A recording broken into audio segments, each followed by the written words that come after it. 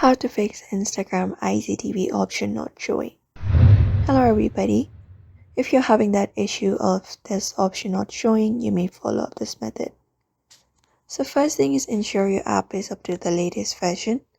For that you may head over to Play Store if you are on Android and go over the search bar in the bottom. After that you may go ahead and search for Instagram in the search bar. Once you do that, if there is any kind of update available, you may try updating your app. Another thing is clearing the cache of the app. So go ahead and long press on the app, and then info appears at the top. Tap on it, and from here you may head over to storage, and from storage go ahead and clear the cache and see if that works or not.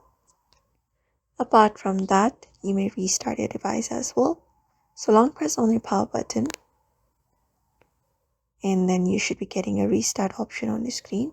You may go ahead and tap on it to resolve the temporary glitches that might be preventing IGTV option from appearing.